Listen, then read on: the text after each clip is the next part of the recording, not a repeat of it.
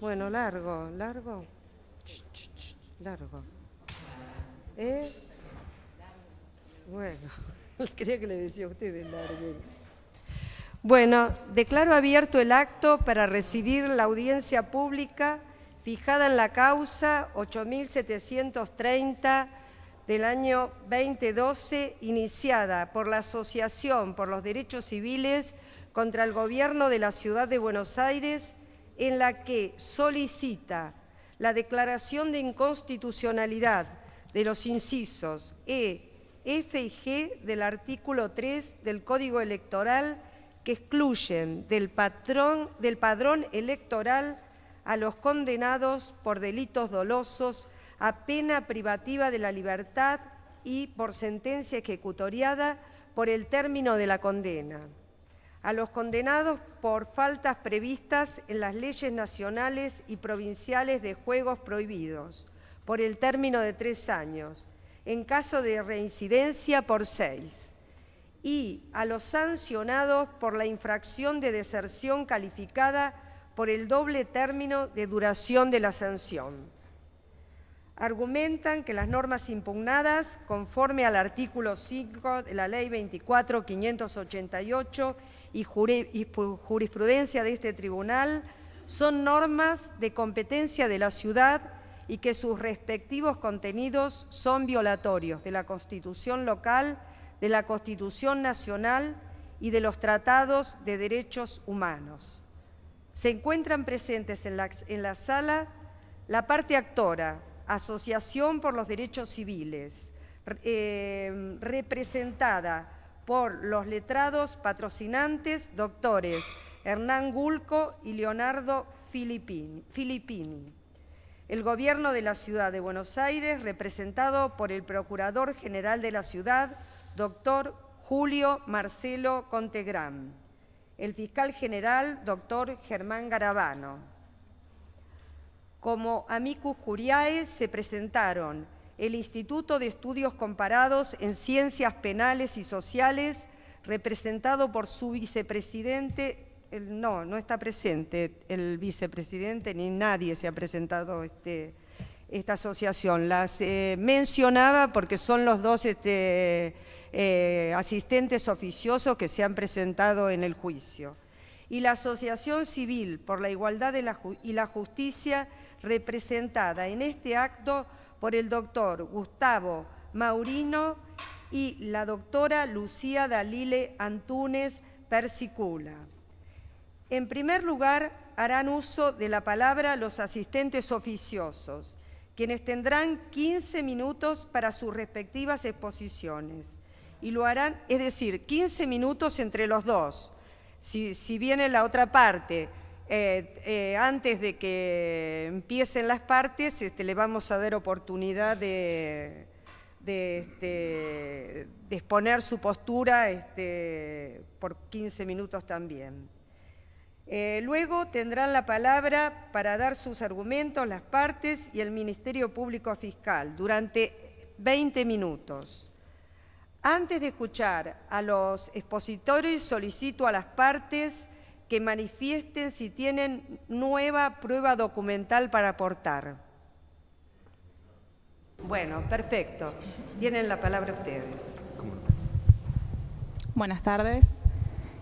Yo voy a exponer brevemente cuáles son los puntos centrales de los argumentos que están vertidos en el memorial de amicus curiae que presentó ASIG, para cuya elaboración se contó con el patrocinio jurídico de la Comisión 1303 de la materia práctica. Perdón, doctora, ¿podría ponerse bien el micrófono? ¿Más porque cerca? Si no, no Perdón. los escuchamos bien. Perdón, está. Bueno, quería señalar que voy a exponer muy brevemente cuáles son los argumentos centrales que están desarrollados con más extensión en el amicus, y que para la elaboración de este memorial se contó con el patrocinio jurídico de la Comisión 1303 de la materia práctica profesional de la Universidad de Buenos Aires, que tiene su sede en ASIG. Bueno, adelantamos que en opinión de ASIG, la exclusión de las personas condenadas... No se escucha bien, ¿no es cierto? Mire, tiene que poner el micrófono así más derecho, por favor, porque si no, no escuchamos. Perdón. ¿Querés sacarlo y hablar? Sí. Como una rockstar. ¿Ustedes se escuchaban? A mí me pareció que no se escuchaba. Espero que funcione ahora. Adelantamos que en opinión de ASIG, la exclusión de las personas condenadas dispuesta en los incisos E, F y G del Código Nacional Electoral en cuanto a su aplicación local, que está cuestionada en la acción declarativa interpuesta por ADC, resulta violatoria de normas constitucionales que consagran en la forma más plena. Porque no se escucha, No sé, a lo mejor lo tiene que separar un poquito. ¿Soy yo igual? Es un problema del audio. Hola. A ver. ¿Se escucha ahora bien? Sí. Si no lo ponga muy cerca. No muy cerca, ahí. Ahí, Okay. A ver. Adelantamos que en opinión de ASIG, la exclusión de las personas condenadas, dispuesta en los incisos E, F y G del Código Nacional Electoral en cuanto a su aplicación local, resultan violatorias de normas constitucionales que consagran en forma plena e irrestricta el derecho al voto, en forma que debe ser igual y universal, que impide y frustra la única finalidad constitucional y legítima que tiene la pena y afecta desproporcionadamente a personas de condición social y económica desfavorecida. Bueno, en primer lugar, queríamos desarrollar brevemente el argumento sobre la forma especialmente robusta en que el derecho al voto está reconocido en normas que en nuestro sistema tienen la mayor jerarquía. Como sabemos, el derecho al sufragio universal, libre e igual está reconocido en la Constitución Nacional, en la Constitución de la Ciudad y en tratados internacionales de derechos humanos que en el país tienen jerarquía constitucional. En el orden local, por ejemplo, el artículo 37 establece que la Constitución garantiza el ejercicio pleno de los derechos políticos y que el sufragio es universal, igual, secreto y obligatorio. El artículo 1, que dice que la ciudad organiza sus instituciones autónomas como democracia participativa. El artículo 62. Luego también se pueden mencionar, no quiero aburrirlos con el relato de cada uno de los artículos, pero los voy a mencionar. El artículo 25 del Pacto Internacional de Derechos Civiles y Políticos, que establece el derecho a votar y ser elegidos en elecciones periódicas, auténticas, realizadas por sufragio universal e igual. De estas normas, de este juego de normas constitucionales, se desprende claramente el carácter pleno y amplio del reconocimiento del derecho al voto en nuestro sistema. Esto no es casual porque tanto la doctrina como la jurisprudencia, los mejores argumentos de la teoría política, reconocen que el derecho al voto es un derecho básico y elemental y que es el más importante y fundamental de los derechos políticos, inherente a la libertad y a la dignidad humana. Todo sistema democrático se sustenta en la idea básica de igualdad política de las personas, en la idea de que todos y todas cuentan por igual, que todos tenemos posibilidad de influir en los asuntos públicos y que todas las personas que estamos sometidas a la autoridad de las leyes tenemos posibilidad de influir en qué dicen estas leyes. El derecho al voto y a participar de los asuntos públicos a través del voto es no solo un fin en sí mismo, sino que también es un medio fundamental para dar efecto a otros derechos. En palabras de la Corte Interamericana de Derechos Humanos, el ejercicio efectivo de esos derechos constituye un fin en sí mismo y a la vez un medio fundamental que las sociedades tienen para garantizar los demás derechos humanos previstos en la Convención.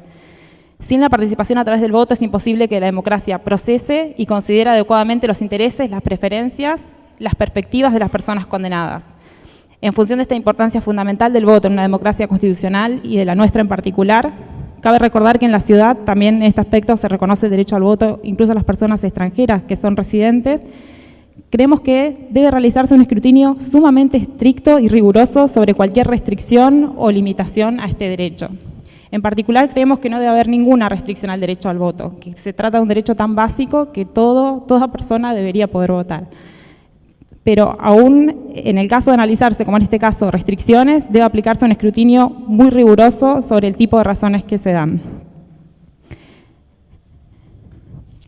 Por otro lado, otro de los argumentos centrales que queríamos aportar es que la exclusión de las personas condenadas del padrón electoral es contraria a la única finalidad constitucional y legítima que tiene la pena. La única finalidad de la pena está expresamente establecida en el artículo 18 de la Constitución, en el artículo 10 del Pacto Internacional de Derechos Civiles y Políticos y el 5.6 de la Convención Americana sobre Derechos Humanos, que disponen que la pena privativa de la libertad tendrá como finalidad la readaptación social de los condenados. En este aspecto, las recomendaciones del Comité de Derechos Humanos sugieren que las restricciones genéricas al voto de los condenados no contribuyen a su reforma y readaptación social. Excluir a las personas condenadas del padrón electoral conspira contra la readaptación social, esto lo creemos nosotros, es que excluir a las personas condenadas del padrón conspira contra su readaptación social, ya que mediante la exclusión del voto se las separa aún más de la comunidad política. Si se busca que las personas condenadas adquieran o refuercen su capacidad de comprender y de respetar la ley, resulta necesario involucrarlas en la discusión política, en el proceso de formación y sanción de las leyes. La exclusión del voto solo tiende a profundizar su aislamiento, a estigmatizarlas como personas moralmente indignas que no tienen las capacidades morales para participar en la vida política. Mal se puede pretender que las personas reafirmen su compromiso con la ley mediante su completa exclusión del proceso político y si se les impide incidir, expresarse y opinar mediante el voto. Se puede decir que el voto en este sentido es un ejercicio que induce a cierta virtud, ya que lleva a los ciudadanos a poner atención en el bien común. Limitando las posibilidades de que las personas condenadas se involucren en este valioso ejercicio cívico, no solo tenemos una peor democracia, sino que limitamos y cercenamos la oportunidad de fortalecer esa virtud cívica en las personas condenadas. En este aspecto podemos citar el caso Sauvé versus Canadá, en el que se afirmó que la legitimidad de la ley y la obligación de obedecer la ley se derivan directamente del derecho de todo ciudadano a votar. Denegar a los reclusos el derecho a votar es perder un medio importante de enseñarles los valores democráticos y la responsabilidad social. La negación del derecho al voto sobre la base de atribuir indignidad moral es incompatible con el respeto de la dignidad de cada persona. También es contrario a la idea de que las leyes exigen obediencia, ya que son hechas por aquellos cuya conducta rigen. Negar el derecho de voto no cumple con los requisitos de un castigo legítimo, a saber que el castigo no debe ser arbitrario y debe servir a un propósito válido para el derecho penal. En cuanto a un propósito penal legítimo, ni el reporte ni el sentido común apoyan la afirmación de que la privación disuade a los criminales del delito o los rehabilita. Otro argumento que aportamos en el memorial de Amicus Curiae es que la exclusión del padrón que se cuestiona es irrazonable, ya que no persigue ninguna finalidad legítima. Y en el caso de que se alegue alguna finalidad estatal, como dijimos anteriormente, debe aplicarse un escrutinio estricto sobre esas razones y debe probarse su racionalidad y razonabilidad en relación con los medios empleados. En este aspecto, en el memorial están repasados algunos de los argumentos que usualmente se esgrimen para justificar la restricción, y en la mayoría de los casos los argumentos que se han esgrimido son, en este caso no había argumentos en realidad, examinando la causa no aparecían los argumentos estatales que permitieran justificar la restricción, y queremos en ese aspecto también señalar que nunca un argumento genérico sobre el bien común podría justificar una restricción tan grave como la que se está examinando en este caso. Que no basta una genérica alegación al bien común para justificar la restricción del derecho al voto, y eso es lo único que encontramos al analizar el expediente, que había alegaciones genéricas. Por último, quería señalar que esta restricción impacta desproporcionada y discriminatoriamente sobre personas en situación de vulnerabilidad social y económica. Las estadísticas oficiales acerca de la población carcelaria son claras y elocuentes. Del informe que elabora el Sistema Nacional de Estadísticas sobre Ejecución de la Pena, dependiente del Ministerio de Justicia, se desprende que en el año 2010, que es el año de publicación del último informe, se desprende que tan solo el 6% tenía el nivel secundario completo, el 3% había completado el EGB polimodal y el 2% el nivel terciario y universitario. El 40% solo había completado el nivel primario, el 26% primario incompleto y el 16% secundario incompleto. El 43% estaba desocupado al momento de ingresar al servicio penitenciario, de quienes estaban ocupados, el 37% era trabajador de tiempo parcial y el 47% no poseía ni oficio ni profesión alguna. Dado el carácter extremadamente selectivo del sistema penal, el hecho de que los delitos que el sistema punitivo decide perseguir sean los realizados por personas en situación de mayor vulnerabilidad social y económica, parece evidente el impacto discriminatorio que tiene la restricción del derecho al voto a las personas condenadas. Precisamente este impacto desigual recae sobre los más vulnerables, quienes más necesitan hacer oír sus voces en el sistema político, ya que la cárcel alberga en su mayoría a sujetos vulnerables. En relación con el impacto discriminatorio que la restricción genérica del derecho al voto podía tener sobre minorías o grupos desfavorecidos, el Comité de Derechos Humanos de Naciones Unidas en 2006 recomendó, por ejemplo, a Estados Unidos evaluar su impacto discriminatorio sobre los derechos de grupos minoritarios. Ello porque había una tasa desproporcionada de condena de personas afroamericanas. Este argumento sobre el impacto discriminatorio resulta especialmente relevante a partir de la reforma del 94 y con la incorporación de tratados internacionales de derechos humanos que robustecieron la forma en que este principio está reconocido. Bueno, con eso cedo la palabra al doctor Gustavo Mourino. Gracias. En 3 minutos finales, unos comentarios más generales sobre la base de lo que mi colega afirma. Así se entiende que en este caso el tribunal va a definir en buena medida la idea de democracia que anima a la ciudad y la idea del castigo penal y la legitimación del castigo penal que anima a la constitución de la ciudad. En ese sentido, no podría ser más trascendente el caso, y más allá del impacto puntual en los derechos de ciertas comunidades de afectados, el impacto simbólico y general del mensaje que el tribunal le dé a la Ciudad de Buenos Aires sobre cómo está fundamentada su democracia, quiénes somos los miembros de la comunidad política y a su vez cuál es la función que cumplen las penas en nuestro sistema institucional, marcará probablemente la próxima generación de habitantes de la ciudad, y en ese sentido es nuestro deseo de contribuir al mejor entendimiento del sistema institucional de la ciudad. Una comunidad de iguales difícilmente puede justificar en el siglo XXI resabios de prácticas y normas del medioevo o incluso de la antigüedad. La idea de igualdad hoy reclama que todos seamos ciudadanos morales de la ciudad, y la exclusión del derecho al voto como una forma de castigo, cada vez que ha sido desafiada en los últimos 30 años en cualquier lugar del mundo, no ha superado ese desafío. El amicus indica las soluciones en la Unión Europea, en países de América como Canadá, y si bien todos los países han contenido este tipo de normas en algún momento, esas normas no superan hoy un estándar y un escrutinio de constitucionalidad, y creemos que eso es lo que este caso pone en juego. Eso es todo. Muchas gracias. Bueno, tienen la palabra la parte actora. Perfecto. 20 minutos tienen. Perfecto. Entre todos. Bien. Buenas tardes, muchas gracias. Voy a repartir el tiempo con el profesor Hernán Gulco en representación de la actora. Yo quiero hacer hincapié especialmente en estos primeros 10 minutos que me tocan en lo que es el hilo argumental más sólido de la posición de la Asociación por los Derechos Civiles. Y para esto creo que cabe retomar el argumento que Gustavo Maurino hacía recién en representación de ASIG. Lo que está en discusión, lo que está en el centro de la escena, es la validez del entramado de normas electorales de la Ciudad de Buenos Aires.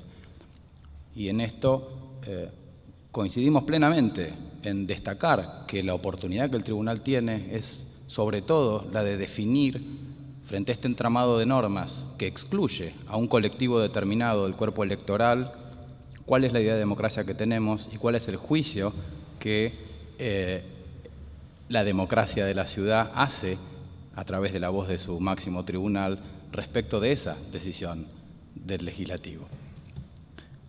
La norma además es paradójica, y el caso tiene importancia por una doble cuestión. Primero, porque paradojalmente es una norma que segrega a un grupo determinado del padrón electoral, y ello implica precisamente segregarlo del casi único espacio en el cual periódicamente, al menos una vez, todos somos iguales y valemos los mismos a través de la boleta electoral que podemos depositar en la urna. Lo que está en discusión precisamente, y creo que aquí es crítica la función del tribunal, es fijar qué valor puede tener frente a un mandato de universalidad del voto, de democracia robusta, la decisión de una mayoría que precisamente por decisión mayoritaria excluye a un grupo del único acto en el que tal vez todos seamos efectivamente iguales al momento de constituir una decisión colectiva. El segundo elemento por el cual es relevante el caso y la decisión es que este grupo de personas segregadas es un grupo que sufre algún tipo de segregación legal o de facto, no por primera vez, sino todo lo contrario. Es decir, el universo de personas condenadas o sancionadas por la infracción de ciertos deberes graves, recurrentemente a lo largo de los años han sufrido la privación de derechos que exceden en mucho el universo de derechos que válidamente pueden restringirse como consecuencia de una sanción. Y en esto creo que efectivamente el curso de la historia está siendo claro, en el sentido de mostrar que aquello que llamamos consecuencias de un acto disvalioso tiene que estar cada vez fundado en mejores razones, y que ya no podemos calzarle el San Benito a alguien por una infracción y privarlo o excluirlo de ese modo del goce de otros derechos. En ese sentido creemos también que el fallo puede tener un valor especial en determinar qué es efectivamente lo que como comunidad democrática podemos reprocharle o podemos reprocharnos a cada uno de nosotros frente a la infracción de un deber que, por supuesto, existió y consideramos grave. Eso es la condena, no otra cosa. Pero la pregunta es, ¿qué es lo que válidamente podemos realizar sobre el plexo de derechos de otra persona como consecuencia de que esta persona ha infringido un deber grave? En este sentido, la tendencia actual claramente va en camino hacia la mayor exigencia en cuanto a la fundamentación de las consecuencias que hacemos pesar sobre una persona y en cuanto a una mayor humanización de ese tipo de reacción, fundamentalmente guiada por la necesidad de lograr que esa intervención estatal sirva efectivamente a la reinserción social de esa persona como un ciudadano o ciudadana valiosa a la comunidad que forma parte. El caso frente a esto, nosotros creemos que es fácil. El derecho al voto tiene carácter universal y tiene una protección constitucional contundente de doble rango. Tanto en la Constitución Nacional como en la Constitución de la Ciudad, el voto es igual, libre y universal. La consecuencia, entonces, la pregunta que debemos hacernos es ¿qué puede justificar efectivamente el privar sobre la base de buenas razones a alguien de su soberano derecho a votar? Yo no quiero extenderme y les pido que me eximan de explicar demasiado cuál es la importancia del voto individual como expresión de la soberanía popular. Ciertamente imperfecta, pero es el mecanismo que hemos logrado concebir y que aceptamos mayoritariamente y que consolidamos y consagramos en instrumentos internacionales y en las constituciones nacional y locales acerca de qué significa nuestro ideal de autogobierno colectivo. Como mínimo significa tener algo para decir. Y eso se expresa a través de una institución muy concreta y que defendemos, que es que cada persona vale un voto y que cada decisión colectiva se legitima fundamentalmente sobre la base de que, directa o indirectamente, es emanación de la voluntad popular hacia quien está dirigida.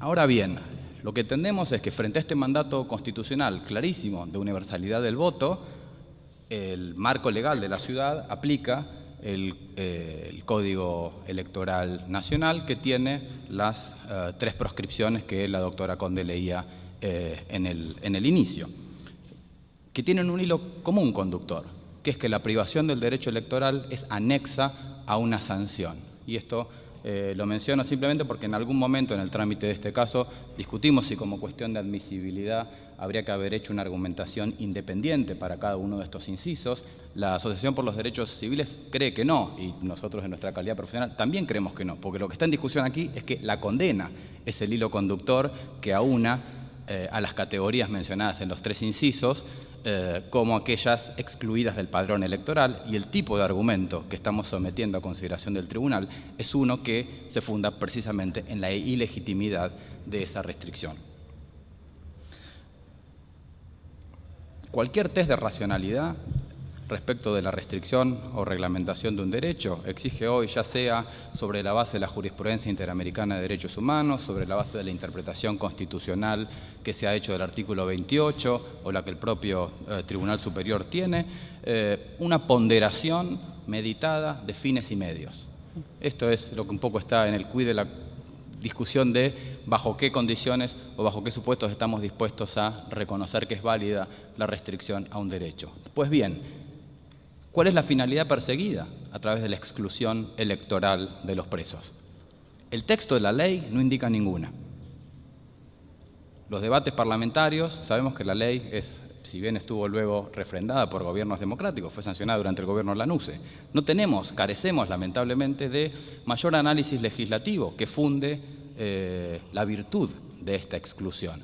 Simplemente es una rémora que ha venido quedando de los debates iniciales de la ley Sáenz Peña y son categorías de personas excluidas del padrón que han ido trasvasando de legislación en legislación a lo largo del tiempo sin tener nunca el tipo de reflexión más meditada y exigente como la que ahora estamos requiriendo aquí. Los tribunales a los que Maurino se refería recién, que alguna vez enfrentaron cuestiones parecidas, de todas maneras hicieron el esfuerzo de tratar de hallar qué tipo de argumentación, qué tipo de finalidad podría justificar medidas de estas características, ¿sí? Y esto está hecho por el Tribunal Europeo en el caso Frodl y está hecho en Sauvé versus Canadá en el fallo que llegó a la conclusión que nosotros queremos respecto de la ley canadiense. Se afirmaba, por un lado, que la privación del voto tiene o podría tener algún efecto preventivo general, es decir, que alguien se vería disuadido de la comisión de un delito por la eventual sanción electoral, por un lado. Y otro que podría ser efectivamente una herramienta, llamémosle, de instrucción ciudadana o cívica, donde a través de la sucesiva exclusión de la participación en actos electorales alguien efectivamente podría quedar mejor capacitado para participar como sujeto político junto al cuerpo social. Ciertamente, si bien el esfuerzo vale la pena, no encontramos, de hecho los dos tribunales, ni el europeo ni el canadiense, encontraron que esos argumentos tuvieran peso alguno y sobre todo que la medida establecida para intentar lograrlos tuviera algún tipo de concatenación medianamente defendible entre lo que se esperaba lograr y la medida de sanción impuesta. Y por eso en los dos casos, prescripciones iguales a las nuestras fueron declaradas contrarias al reconocimiento de los derechos fundamentales. Tenemos entre nosotros una preocupación adicional frente al texto de la Convención Americana sobre Derechos Humanos, que habla de la posibilidad de reglamentar el derecho al voto, entre otras razones sobre la base de la condena penal. Yo creo que aquí el argumento del ADC sigue siendo contundente de todas maneras. Primero, está claro que si un derecho está mejor reconocido en la Constitución Nacional, los sistemas de protección de derechos subsidiarios no podrían operar nunca, en virtud del principio pro homine, como una restricción adicional a derechos que tienen un más amplio reconocimiento nacional. Pero por otro lado, y yo creo más importante, lo que la Convención habla es de reglamentar los derechos y no de restringir. Cuando la Convención habla de restringir derechos, lo dice expresamente y es lo que está perfectamente detallado en la opinión consultiva 5. El artículo 23, inciso 2, sin embargo, habla de reglamentar el derecho, y aquí voy a mencionar algo que no incluimos en el escrito, pero que creo que vale la pena poner sobre la mesa de discusión. También la Convención Americana permite reglamentar el derecho al voto sobre la base de la instrucción. Y está claro que en el entendimiento de todos nosotros, esa reglamentación jamás podría ser entendida en el sentido, por ejemplo, de auspiciar el voto calificado o de limitar el voto de las personas iletradas.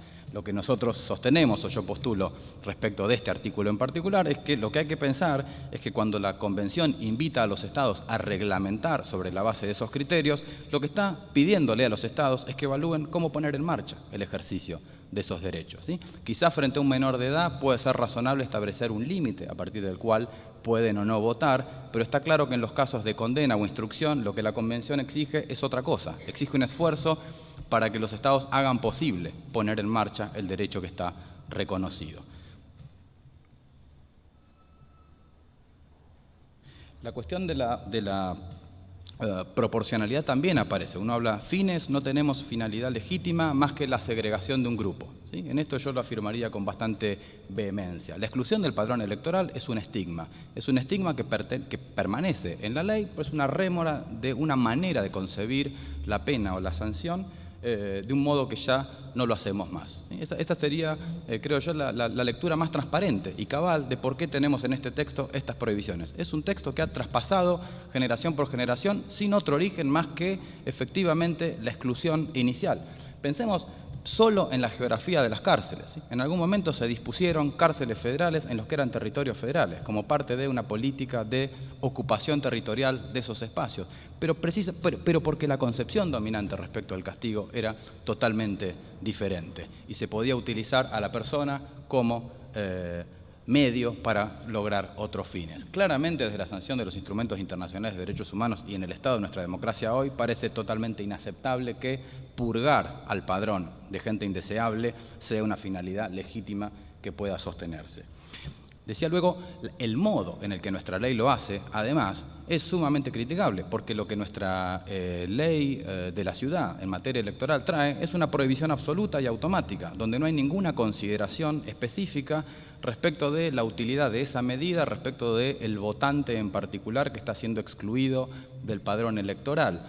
Esta es la jurisprudencia consistente del Tribunal Europeo de Derechos Humanos. El Tribunal Europeo de Derechos Humanos derribó todas y cada una de las legislaciones nacionales que preveían prohibiciones genéricas como la de nuestro Código Electoral. Y aquí Agrego también una nota a pie, que es hay una serie de, por lo menos un fallo respecto de Italia, posterior a que nosotros formuláramos, presentáramos la acción, donde se validó una legislación italiana que permitía la veda electoral en un caso concreto, pero sobre la base de la teoría del margen de apreciación y considerando especialmente que el sistema italiano lo que preveía era que la privación electoral era consecuencia individualizada de un juicio donde, siguiendo las reglas del debido proceso, la persona involucrada había tenido la parte de desafiar la utilidad de esa medida. Es decir, para un tribunal que tiene una función de control subsidiario de derechos en Europa, solo fue válida la prohibición electoral que es impuesta como sanción individualizada luego de un juicio. El criterio general de que las prohibiciones automáticas que excluyen de plano a todo un grupo sigue siendo contundente en la doctrina del Tribunal Europeo de Derechos Humanos. Lo que queremos decir con esto es, bueno, si a nivel subsidiario en Europa esta discusión está más o menos saldada, si en Sudáfrica, si en Canadá el criterio ha sido el mismo, creemos que el análisis o el punto de abordaje al menos debería tomar seriamente en consideración que en otras comunidades, otras cortes están teniendo un tipo de enfoque bastante exigente también respecto a estas prohibiciones en blanco que excluyen de plano a todo un grupo. Sobre la cuestión de que este grupo además es una categoría sospechosa, me voy a circunscribir a lo que luego presentará el doctor Gulko. Lo que quiero terminar diciendo entonces es que para la ADC la solución es bastante clara y contundente. Existe un derecho consagrado de forma universal que está teniendo, solo por una rémora de la legislación, una prohibición absoluta respecto de un grupo sin respetar ninguna finalidad o proporción en la solución. La propuesta que nosotros hacemos al solicitar la declaración de inconstitucionalidad, en cambio, lo que hace es tomarse más en serio la inclusión y la pluralidad democrática y pensar o tomar con más firmeza la idea de que efectivamente esas voces excluidas tienen algo para decir a la comunidad que todos conformamos y que es una voz que también debería ser parte en la toma de decisión de los procesos colectivos. Y aquí le dejo la palabra a Hernán.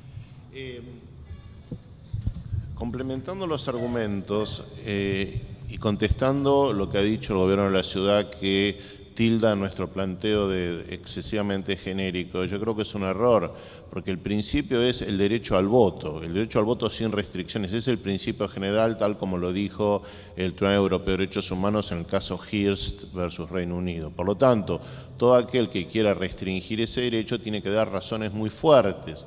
Aquí entraríamos en el concepto de categorías sospechosas, tal como lo enuncia la Corte Suprema en Partido Nuevo Triunfo, y este tribunal en los casos Andes, Salgado y Gigacable. Y evidentemente, tal como lo explicamos en nuestra demanda, no hay ninguna razón, ni urgente ni de otro tipo, que el legislador haya expresado en su momento, ya sea en el Código Electoral o en la Ley Sáenz Peña, que justifiquen esta restricción. Y cuando decimos razones para justificar, tienen que ser razones que dé el legislador, no las razones que se inventen luego ad hoc para el pleito. Esto fue claramente señalado por la Corte de Estados Unidos cuando declaró la inconstitucionalidad de la prohibición de ingreso de mujeres a una academia militar, en el caso de Virginia, del año 1996, el Instituto Militar de Virginia. Quiere decir que los argumentos que dio el legislador, que era el único habilitado constitucionalmente para dar argumentos en favor de la restricción del derecho al voto, no aparecen. Esto significa que aun cuando no aplicáramos un estándar de categoría sospechosa, y existe porque podemos decir que los condenados por las razones que se han señalado son una categoría sospechosa, aun cuando se aplicara un estándar más laxo, que es el de mera razonabilidad, que también aparece enunciado en el caso Partido Nuevo Triunfo, tampoco hay ninguna razón objetiva que justifique esta restricción. Por lo tanto, dado que el legislador, que era el único habilitado para hacerlo, no ha dado argumentos, corresponde considerar que la restricción es inconstitucional por violatoria del principio de igualdad. El principio de igualdad del Pacto Internacional de Derechos Civiles y Políticos, que es muy estricto, y el concepto de igualdad quizás un poco más relajado del artículo 16 de la Constitución. En ambos supuestos inconstitucional. Por último, quisiera señalar algo que fue mencionado en algunos de los escritos en este caso. Cualquier decisión que se adopte acá para nada supondría decir nada acerca de validez constitucional de los artículos 12 y 19 del Código Penal, por supuesto, en el cual este tribunal no tiene jurisdicción. ¿Por qué? Porque cabe entender que cuando el Código Penal restringe el derecho al voto, se está refiriendo al voto en las elecciones nacionales, porque es claro que el Congreso carece de facultades para regular el derecho al voto en las elecciones locales. Eso es una facultad exclusiva de la Ciudad de Buenos Aires, y es por eso que el único que puede reglamentar esto es el Código Electoral, con una reglamentación que estamos atacando de inconstitucionalidad. Pero el punto es que haciendo una interpretación sistemática de la Constitución Nacional, es claro que nunca puede entenderse que en los artículos 12 y 19 el Congreso de la Nación haya pretendido regular el acceso al derecho al voto en las elecciones locales de la Ciudad de Buenos Aires. Eso es una materia exclusiva de la Ciudad de Buenos Aires y por lo tanto nada de lo que se diga acá, si se hace lugar a nuestro planteo, para nada afectaría la validez constitucional de los artículos 12 y 19 si se lo interpreta de una manera compatible con la Constitución Nacional. Con esto termino y ratificando nuestro pedido de declaración de inconstitucionalidad de las normas que hemos impugnado. Muchas gracias. Bueno, tiene la palabra la parte demandada. Muy buenas tardes al tribunal, a las partes, señor fiscal. En el carácter de Procurador General, en representación del Gobierno de la Ciudad de Buenos Aires, en primer lugar ratificamos en todos sus términos los planteos expuestos en autos, particularmente la contestación de demanda, y como primera consideración, insistir en que a nuestro juicio la acción no puede progresar en los términos planteados por las razones expuestas, en tanto no se han cumplido a nuestro entender con los recaudos de procedencia de la acción. Como lo ha dicho el mismo fiscal general, el accionante no ha efectuado un análisis minucioso e individualizado e independiente de cada una de las normas objetadas. Acabamos de escuchar con atención el planteo de la parte actora en el sentido de que a su juicio la consideración de la inconstitucionalidad o el agravio está planteado en forma genérica como afectación del derecho de voto. Discrepamos naturalmente sobre esta postura y dejamos planteado al tribunal de primer impedimento a nuestro juicio para el progreso de la acción tal como ha sido planteada. El excelentísimo tribunal ha sentenciado en autos Bandieri y Luis María y luego en Federación de Cámaras en cuanto a que para que prospere la acción, conforme al artículo 103, inciso segundo de la Constitución de la Ciudad, debe desarrollarse seria, específicamente sus argumentos. El vocablo serio no lo utilizo en contrario senso en el sentido despectivo, sino en el sentido de fundado, por cierto, y mencionar las reglas constitucionales en juego de manera puntual, de modo tal que permita someter la regla infraconstitucional al control del tribunal respecto de otra norma superior en rango que la demanda debe identificar. Esta doctrina del tribunal, a nuestro juicio, hace incompatible el progreso de la acción por las razones ya planteadas y que ahora ratifico. Era imprescindible, a nuestro entender, que la parte actora analizara en forma minuciosa cada una de las normas y que lo hiciera al proponer la demanda para garantizar el derecho de defensa en juicio y debido proceso, por lo que, a nuestro entender, la postura asumida por el señor fiscal general en su dictamen no suple el defecto de planteo que hemos expuesto en la contestación de demanda y no resuelve la problemática que señalamos.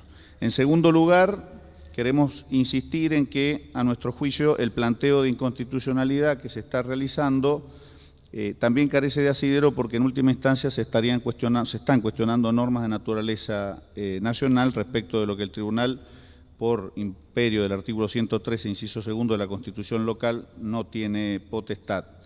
Y esto, creemos, resulta de manifiesto no solo en las presentaciones ya realizadas en auto, sino también en lo que se ha expuesto anteriormente en cuanto a que estamos debatiendo cuestiones atinentes a la naturaleza de la pena y la extensión que corresponde darle a estas sanciones en el ámbito punitivo.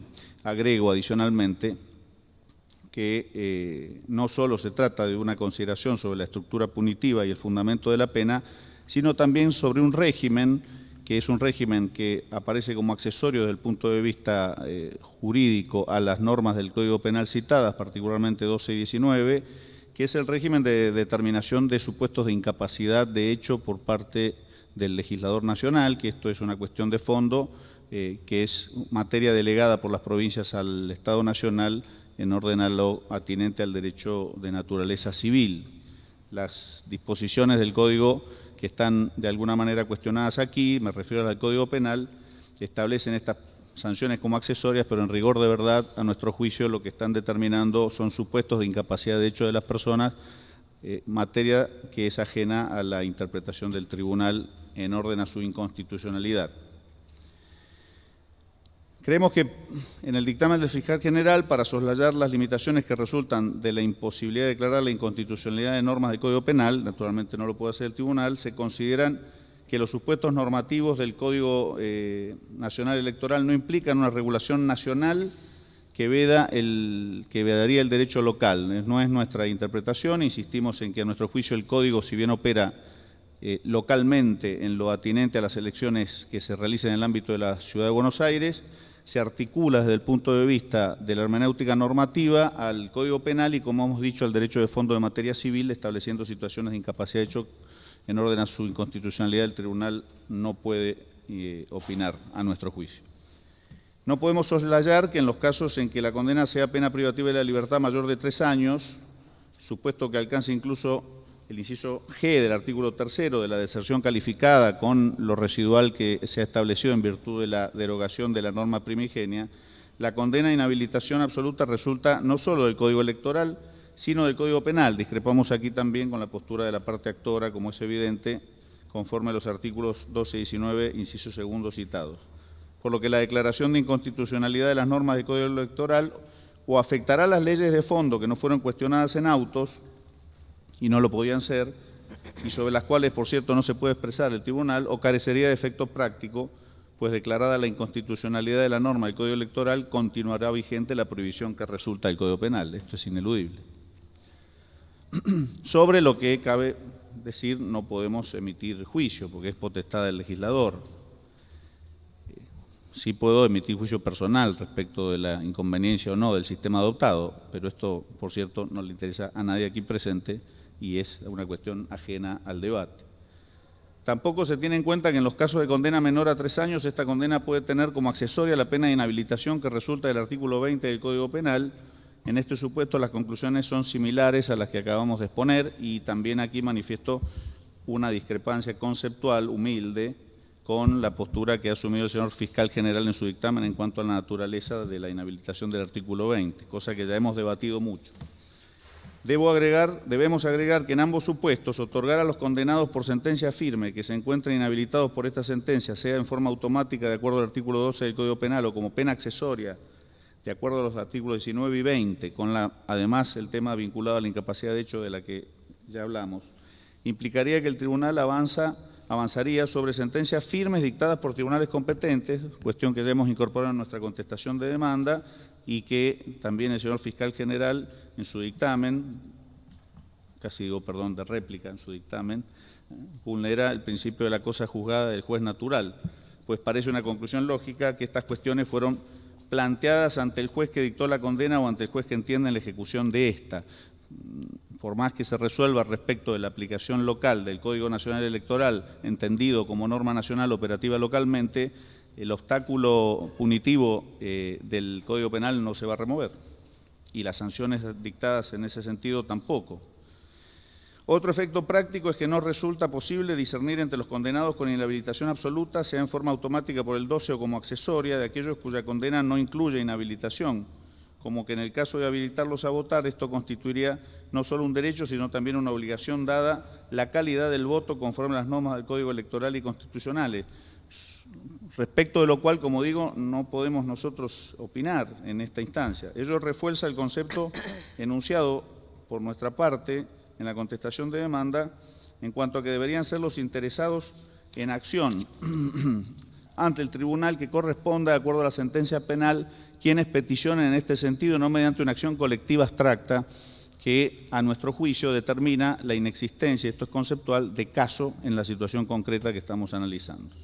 En concreto, señalamos nuestra opinión, claramente en discrepancia con la parte actora y con el señor fiscal, en orden a que no existe caso constitucional que pueda dirimirse, sin perjuicio de lo cual entendemos que se encuentra habilitado el cuestionamiento del esquema penal en cada situación particular en la medida en que se genere el agravio. Debe tenerse presente además que en muchos casos los condenados que deberían ser incluidos en el padrón electoral local cumplen penas de encierro en establecimientos ubicados fuera del ámbito de la ciudad. Estas limitaciones prácticas han sido señaladas por el señor fiscal general, quien, creo, a pesar de reconocer las razones que justificarían la prohibición del voto de los condenados, considera esta limitación indebida, pero no veo en el dictamen que haya, aunque no debiera haberlo tal vez, una solución para evitar los conflictos prácticos que una sentencia, en los términos solicitados por la parte actora, podría generar. Tremendamente inconveniente. En cuanto al análisis de cada caso en particular, sin perjuicio de insistir en que no encontramos en la demanda, sí en el dictamen fiscal, pero no integra la acción, un análisis pormenorizado de las normas que se declaran inconstitucional. Ya hemos escuchado y encuentro que es razonable, aunque no lo comparta, el planteo de la inconstitucionalidad genérica de la afectación del derecho de voto. Diremos lo siguiente. Por un lado, se pide la inconstitucionalidad del inciso E del Código Nacional Electoral, que excluye del padrón a los condenados por delitos dolosos a pena privativa de la libertad y por sentencia ejecutoriada por el término de la condena. Corresponde tener en cuenta que la sanción prevista para las personas condenadas por delitos dolosos a penas privativas de libertad están contempladas, como dijimos, en el Código Penal principalmente. Y a partir de la imposición de la pena firme, esas personas son consideradas inhábiles, incapaces desde el punto de vista civil, para el ejercicio de sus derechos civiles y políticos. Aquí, muy breve, porque podríamos hacer una consideración general, atento el planteo muy interesante que acabamos de escuchar, el margen de apreciación de los Estados nacionales en el régimen internacional y la aplicación de las normas internacionales en el ámbito local, en la perspectiva con jerarquía constitucional por imperio del artículo 75, inciso 22, a nuestro juicio, no justifican el cuestionamiento de estas normas en tanto no se considere la irrazonabilidad del planteo. En todo caso, digo, es una cuestión que debe resolverse naturalmente en ámbito legislativo y hay un obstáculo para la justicia local para resolver en forma contraria. Ello así, en tanto el juez penal que interviene en la causa debe procurar la asignación de curadores a estos condenados, por lo que dijimos, se trata de personas con una incapacidad civil, ya que pierden habilidad para desempeñarse por sí mismos, de acuerdo a lo que dice el artículo 12 y 19. Este planteo, en cuanto a que debe analizarse no solo como un accesorio penal, sino también como la modificación del estatus civil de la persona condenada, ha sido también resuelto por tribunales nacionales. Cito el caso del Tribunal de Casación Penal Sala 1 del 26 de agosto del 2010 en el caso de MD sobre recurso de casación, y que es muy importante, me parece, al tiempo de analizar la situación que estamos considerando. En relación a esta problemática que señalo, esto es el primero de los incisos, es oportuno también indicar, como lo venimos observando, que la pena de inhabilitación que comprende la de derecho a votar constituye una pena accesoria, actúa de pleno derecho y es inherente a la condena privativa de la libertad por más de 3 años. No puede ser dejada sin efecto con carácter general por medio de esta acción declarativa de inconstitucionalidad, aún habiéndose, cosa que no sucedió, efectuado un planteo puntual, porque se violaría el principio de cosa juzgada que en casos concretos deviene de las sentencias judiciales firmes. Importaría sustraer de la causa de sus jueces naturales, cuestión que ya hemos señalado. En cuanto a los condenados a penas de prisión o reclusión por más de 3 años, la inhabilidad resulta, como digo, de normas nacionales sin cuenta el obstáculo del artículo 113, inciso segundo. Se pretende también la pérdida de validez constitucional del inciso G, que establece la prohibición de votar de los sancionados por la infracción de deserción calificada por el doble término de la duración de la sanción. El delito de deserción calificada estaba previsto en el artículo 720 del Código de Justicia Militar, fue derogado por la Ley 26.394. Vuestra Excelencia ha tenido oportunidad de exponer en reiterados casos que el planteo de inconstitucionalidad solo puede efectuarse respecto de normas vigentes, que no es el supuesto. Algunos supuestos, y solo algunos de aquellos antiguamente contemplados en el Código de Justicia Militar respecto del delito de deserción calificada, han sido consignados en el artículo 252 del Código Penal por la modificación introducida mediante la Ley 26.394. A diferencia de lo que opina el señor Fiscal General, Consideramos que el inciso G del artículo 3 del Código Electoral sí guarda estrecha relación con la pena accesoria establecida en el artículo 12, con los alcances fijados por el artículo 19 del Código Penal, y nada tiene que ver, creemos, con las consecuencias de la inhabilitación especial establecida en el artículo 20. Amplío aquí entonces lo que señalé anteriormente en cuanto a la discrepancia respecto de la naturaleza del artículo 20 del Código Penal y su supuesto típico. En primer lugar, creo que tenemos que aclarar que el delito de deserción tipificado, como dijimos, fue derogado. Su declaración de inconstitucionalidad en ese sentido ha devenido abstracta. Ahora, si tenemos en cuenta lo dicho por el señor fiscal, que considera que el artículo 252, segundo párrafo, incorporado por la ley 26.394, prevé un supuesto de deserción que podría encuadrarse dentro de la restricción establecida en el Código Nacional Electoral, lo que en nuestra opinión no corresponde, la inconstitucionalidad que se pretende tampoco es procedente. Y ello es así porque una eventual condena por ese delito, el caso de un militar que abandonare su servicio en tiempo de conflicto o catástrofe, situación muy distinta al delito de deserción calificada, conlleva una pena de 1 a 6 años de prisión o hasta un máximo de 12 años de prisión para la figura agravada. Cualquier condena a una pena superior a 3 años impone la aplicación de la accesoria del artículo 12 con los efectos del 19 del Código Penal. La inhabilitación absoluta que la condena superior a 3 años implica y la pérdida del derecho electoral que dicha inhabilitación supone, esto en la norma de fondo. Por último, también se pretende la pérdida de vigencia del inciso F del artículo 3 del Código Electoral, que impide el derecho de votar a los condenados por faltas previstas en las leyes nacionales y provinciales de juegos prohibidos por el término de 3 años, en el caso de reincidencia por 6.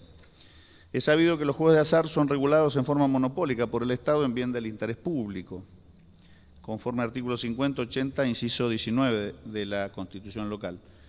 Y como la actividad de explotación de juegos de azar o propiamente la explotación de cualquier juego constituye una actividad que puede ser meramente tolerada por el Estado, no prohibida sino tolerada, tampoco permitida, se torna en principio razonable la mayor intensidad de controles, restricciones y limitaciones al respecto, lo ha dicho la Suprema Corte de la Provincia de Buenos Aires en el caso Club Atlético Brown del 27 de septiembre del 94, en caso Monegal 2001, y ha sido repetido por otros tribunales. Esto es, me parece, una manera de alguna forma dar justificación al impedimento que se está cuestionando. El bien jurídico protegido es el orden económico y social, que hace referencia a las reglas sobre dirección y planificación de la economía, en cuanto se prevé el destino de los fondos para satisfacer necesidades primordiales de la comunidad, y de alguna manera también es de esperar para recomponer la situación de las personas que cumplen alguna pena privativa de la libertad. La magnitud de los intereses jurídicamente protegidos por estas normas tornan razonable, a nuestro juicio, la sanción de la exclusión del voto para estos individuos. En cuanto a la exclusión de los condenados por faltas vinculadas al juego, cabe añadir que existen una cantidad de normas, estamos, creo, con el tiempo ya casi cumplido, de naturaleza internacional que justificarían la restricción que se plantea por la parte actora en la medida en que se considere que esto efectivamente es irrazonable, pero entendemos, insisto, que no existe posibilidad a este tribunal de suspender la aplicación por una supuesta inconstitucionalidad. Atento a lo ya mencionado en cuanto al régimen institucional local. Y por último, señalar que el planteo que estamos examinando y lo que estamos realizando desde la perspectiva del Gobierno no importa una consideración valorativa en cuanto al sistema normativo que se cuestiona o en cuanto al cuestionamiento del sistema normativo. Sencillamente, el planteo apunta a la necesidad de respetar las diferencias en cuanto a las facultades institucionales dentro del ámbito de la jurisdicción de la ciudad y articulada la ciudad al ámbito nacional. Sencillamente esto. Bueno, doctor Garabano tiene la palabra. Señora Presidenta, buenas tardes a todos nuevamente. Creo que estamos frente a un interesante debate. Yo, que suelo ser bastante breve en mis consideraciones, voy a tratar a lo mejor de tomar algunos puntos que me parecen interesantes de la cuestión. En relación a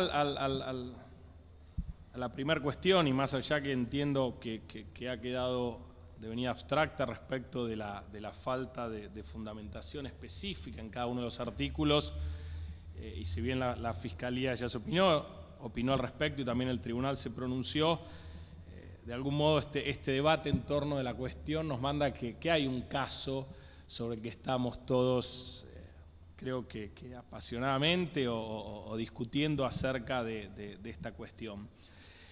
Es evidente, por lo que ha sido las dos presentaciones, muy buenas o tres, muy buenas por cierto, que igual en esta cuestión la Fiscalía considera, y ya desde el origen de la acción, es que se mezclan diversas consideraciones en torno que a lo mejor le dan algún tinte más en torno de determinadas discusiones ideológicas o determinados posicionamientos que desde el punto de vista de la Fiscalía tienden a confundir lo que estamos discutiendo o lo que está en juego específicamente acá. Yo hablaba sobre llegamos a hablar hasta de la selectividad del derecho penal, lo cual puede ser muy interesante, pero cómo tomamos la selectividad del derecho penal respecto a voy a hablar del caso que uno conozco y que a lo mejor fue uno de las posiciones más difíciles de defender en torno de la posición de la Fiscalía, que es la inconstitucionalidad de todas estas normas, pero que tiene que ver con la del juego clandestino, juegos prohibidos, porque en realidad ahí claramente, y lo muestra la experiencia de la Fiscalía, estamos frente a personas altamente poderosas, que no tienen ninguna de estas restricciones a las que hacía alusión el amicus curiae, y que sin embargo es excluido en el Código Nacional Electoral, probablemente por las consideraciones que hacía el doctor Contegrán en torno de lo gravoso de este tipo de conductas, que llamativamente tampoco terminan de ser contempladas como delito, que es lo único que habilitaría a lo mejor el impedimento en este caso electoral respecto de esa cuestión.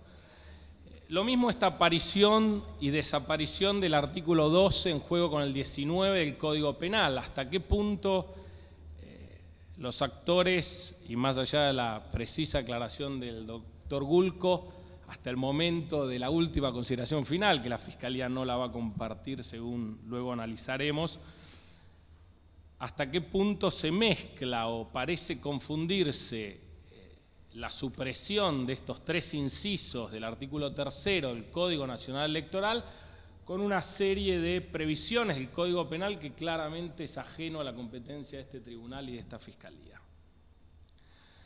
Con lo cual, muy rápidamente lo que vamos a tratar es de justificar por qué la Fiscalía sigue entendiendo, pese a la esforzada y seria y profunda argumentación del señor Procurador, que estas tres normas no resisten un análisis en términos de la constitucionalidad.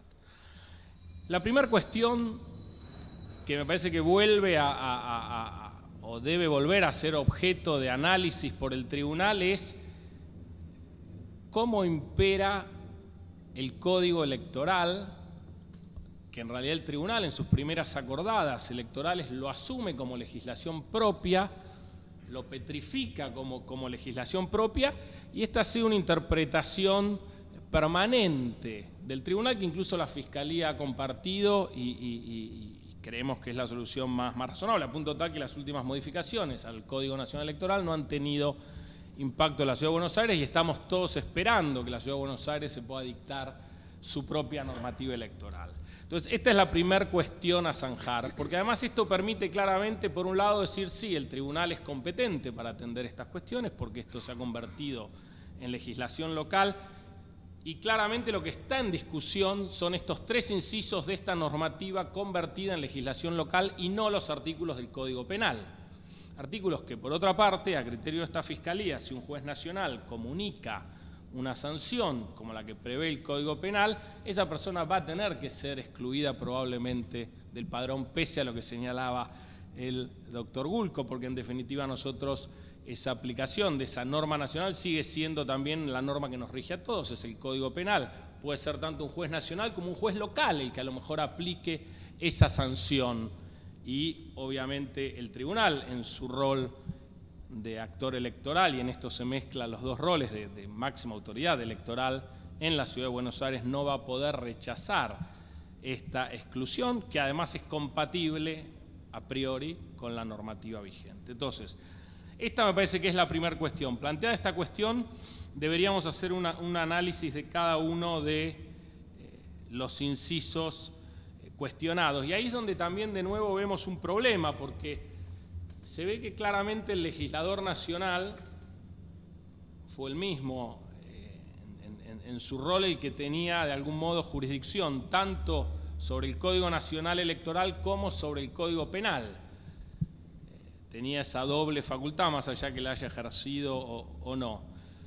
Con lo cual podría haber una confusión entre el Código Penal y cómo determinadas previsiones del Código Penal se volcaban, en este caso, en el Código Nacional Electoral. Y cuando uno ve, salvo la de faltas, las otras dos incisos claramente están relacionados con el Código Penal. Y digo están relacionados porque tampoco son iguales.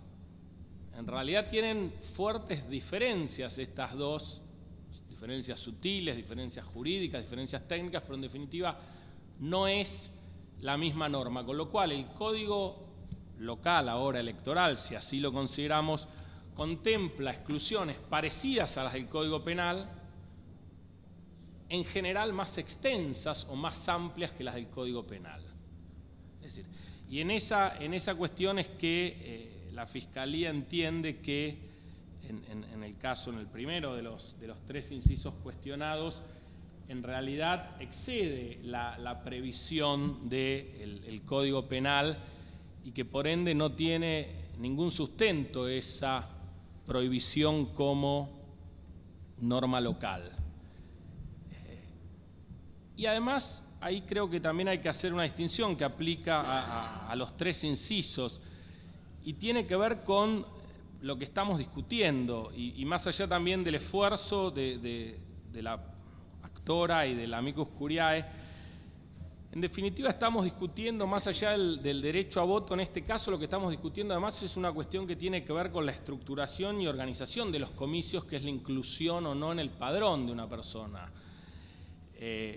Y en términos de esa inclusión o exclusión en el padrón, a lo mejor hay una persona que nosotros incluimos en el padrón, pero que luego no puede votar por innumerables cuestiones, tanto por cuestiones personales como eventualmente por el caso de alguna prohibición expresa. Nosotros podemos incluir a una persona en un padrón electoral que luego el juez comunica que esa sentencia ha quedado firme y demás, y esa persona queda excluida y probablemente esté en el padrón, y si fuéramos eficientes a la hora de tener que supervisar quiénes votan y quiénes no, probablemente a esa persona se le debe impedir votar en ese acto.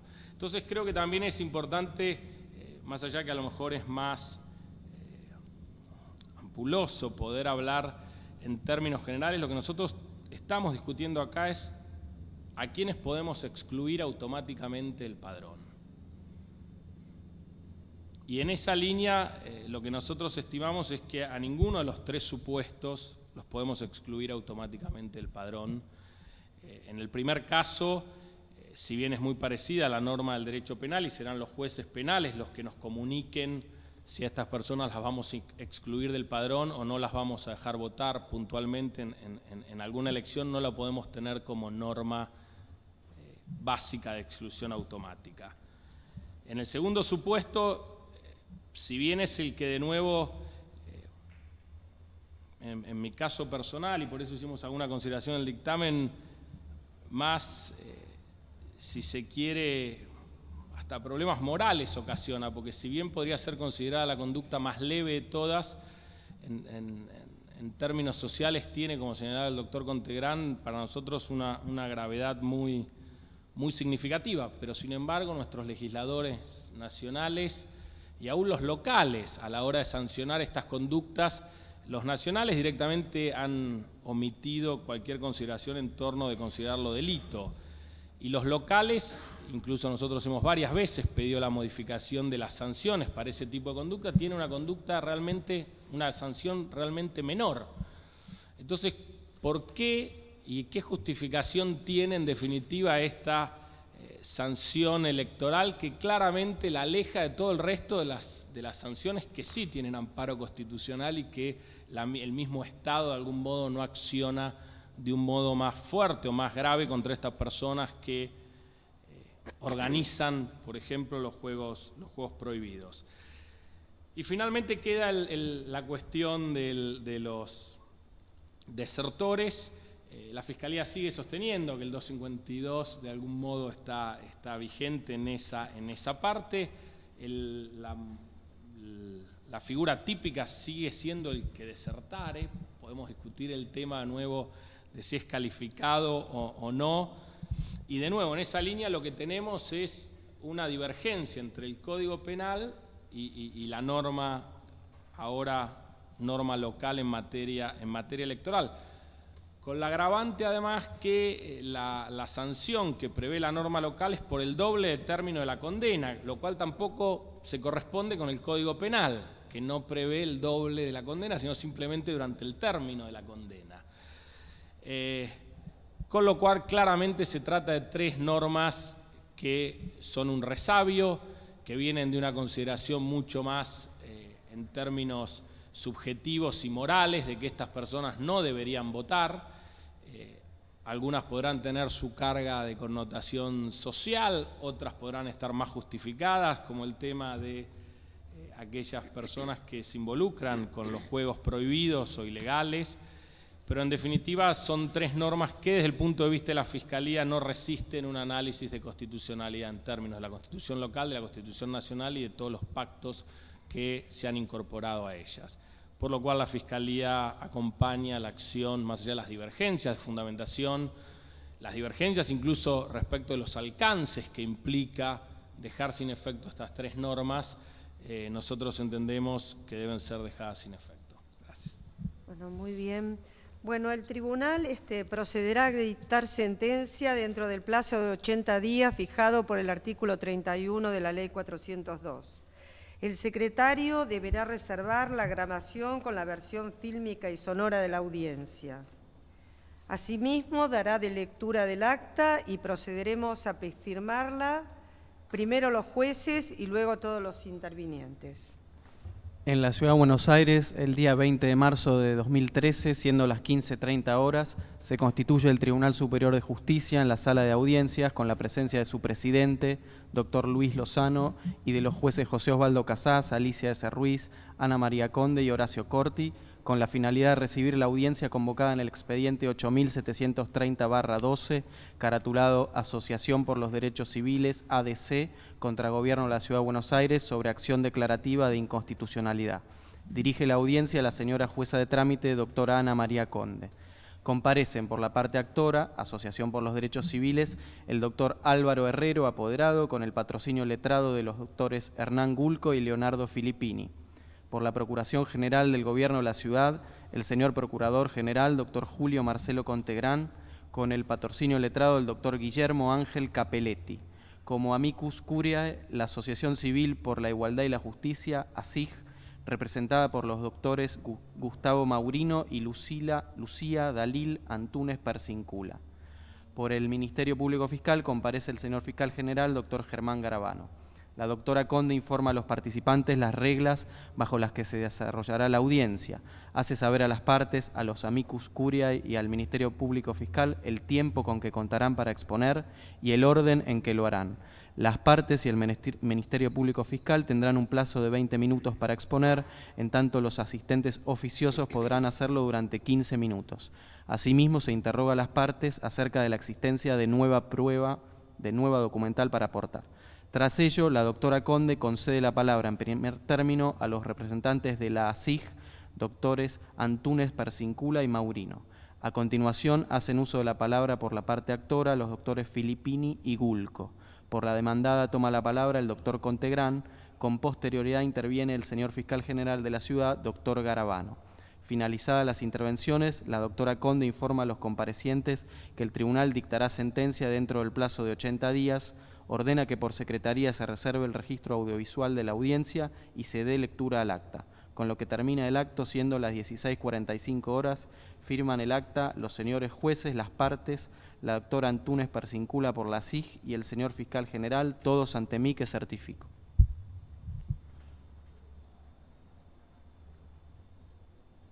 Bueno, ¿firmamos? Imprime.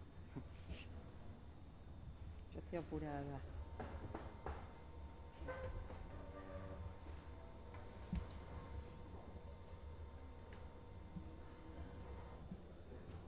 Bueno, gracias.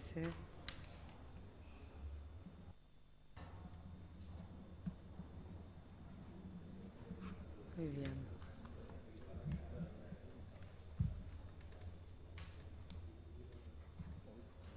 Qué frío que hace acá.